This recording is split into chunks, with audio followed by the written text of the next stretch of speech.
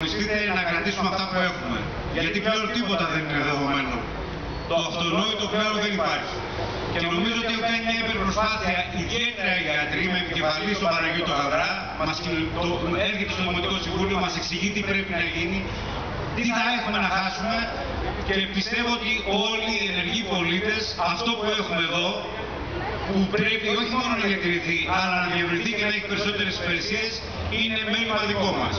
Μέλημα των τοπικών κοινωνιών, μέλημα των συλλόγων και μέλημα του Δήμου. Οι δήμαρχοι, οι άλλοι δήμοι τα έχουν αγκαλιάσει ιδιαίτερα και κάνουν ακόμα μεγαλύτερες συγκεντρώσεις.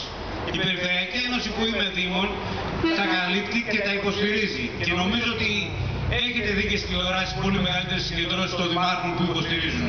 Και ο Δήμαρχος μπορεί να είναι στο εξωτερικό που κάποτε κατήγγειλε τις αδερφοποιήσεις ότι είναι ταξιδιάκα αναψυχής, αλλά η Αγία Παρασκευή με 100.000 κατοίκους έχει 5 αντιδημάρχους.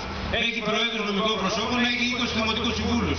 Θα μπορούσε έστω ως παρουσία ένας αντιδήμαρχος, ένας δημοτικός σύμβουλος να είναι εδώ να συμπαρασταθεί σε έναν αγώνα που κάνουν οι εργαζόμενοι του ΕΟΠΗ, έναν αγώνα που κάνουν οι ίδιοι κάτοικοι του προαστίου, έναν αγώνα που πρέπει να τον υιοθετήσουμε όλων, που δεν έχει ούτε χρώμα, ούτε κόμμα, ούτε τίποτα.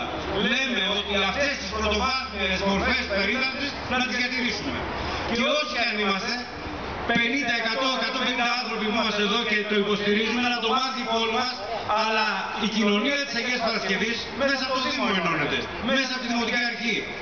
Εντάξει, κάποιοι δημοτικοί σύμβουλοι είμαστε εδώ και να ξέρετε ότι θα το υποστηρίξουμε. Εγώ πιστεύω ότι κανένας αγώνας δεν πάει χαμένος. Είτε είναι αγώνας διεκδίκησης των εργαζόμενων, αλλά πάνω απ' όλα οι ίδιοι εργαζόμενοι να έχουν αυτές τις παροχές οι ασθενείς είναι. Να έχουν αυτές τις παροχές οι δημότες. Γι' αυτό αγωνίζονται πιο πολύ και να είστε σίγουροι.